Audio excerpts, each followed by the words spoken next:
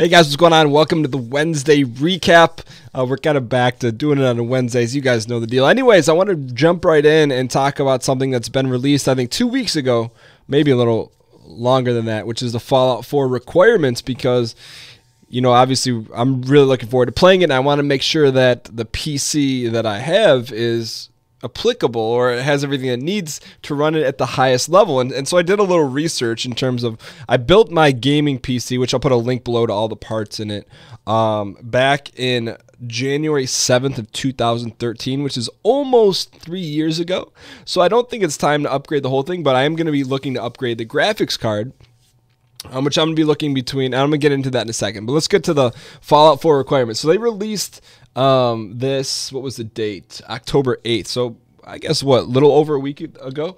And their recommended specs. So we're not going to go over the minimum because we don't do anything the minimum around here. But the recommended specs are to have Windows 7, 8, or 10 with 64-bit OS required. So right now, I told you guys when I formatted, I accidentally installed the 32-bit. It's been able to tell a drastic difference in decrease in performance while also recording. So I'm going to reformat everything once we get to a graphics card decision. In terms of what else is recommended, they're recommending an Intel Core i7 4790, which is 3.6 gigahertz.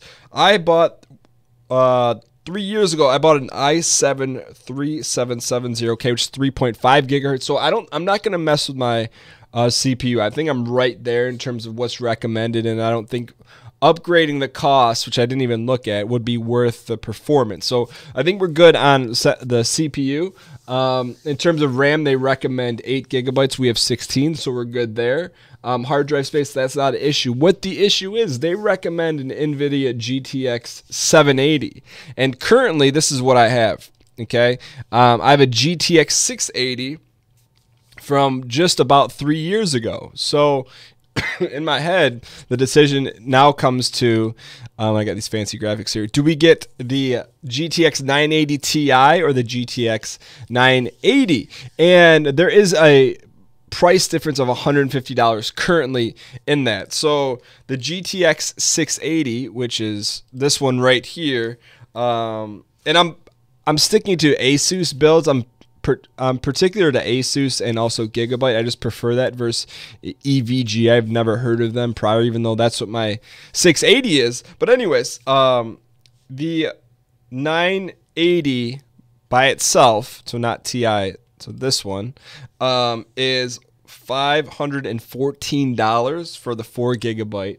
And there's a little bit of a difference. I mean, there's a lot of difference, but so this one is $514. This one is $659. This is the top one is the 980 Ti, and it's 6 gigabytes as opposed to 4, but it's also $659. So it's about a $150 bump. So my question to you guys is, which one should we get? You're dealing at, like I said, $150 price difference. I think if I do end up getting the top one, which I'm going to be interested, what I'm going to do, I'm going to leave a link below, and you guys like which one you think we should get. If I do end up getting the top one, I'll probably sell my GTX 680 on eBay, which are going at from anywhere between $200 and $250. So that kind of offsets the cost.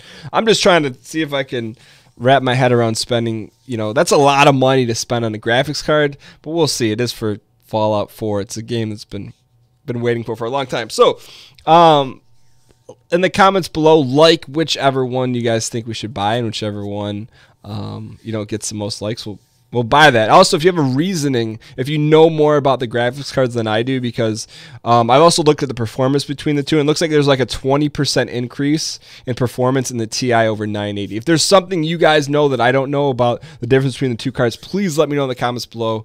Especially, I know a lot of you guys are probably a little more experienced with building PCs and that stuff. But I'm really looking forward to what you guys have to say about that, because once I order the video card, it gets here, then I'm going to reformat, and then it's like anytime you reformat, it's just that new freshness. It's hard to beat. But outside of that, outside of the PC build and Fallout 4 requirements, the go-kart video, so I'm editing it together. It's taking a little bit longer than I expected. I'd expect to have that next week for you guys. Also this week, we started I guess mid last week, we started a new series with Mathis. So we're doing Minecraft Tech It, which it seems like a lot of you guys have enjoyed. Just so you guys know, a new episode came out today, which is Wednesday. The next episode will be coming out Friday, Sunday, Tuesday, and next Thursday, and then we'll probably make a decision if we're going to continue it from there. But for sure, those days, there's going to be episodes. I hope you guys also, we ended New Vegas this week. The finale, I think I miscut. If those guys watched the ending, it would have been nice to have the whole ending wrapped up in one, but there were some long credits, so I think we kind of played it in an interesting way. But that's not the end of Fallout for us. I jumped in right away to Fallout Dust, which came out about an hour or so ago.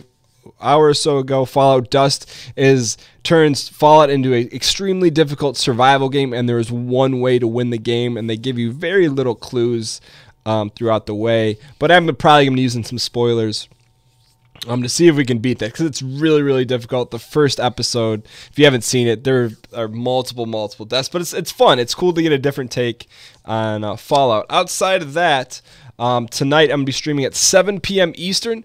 We need to get 2 Madden games in, but then after those 2 Madden games, the next couple streams, including this one tonight, we're going to be playing a horror game.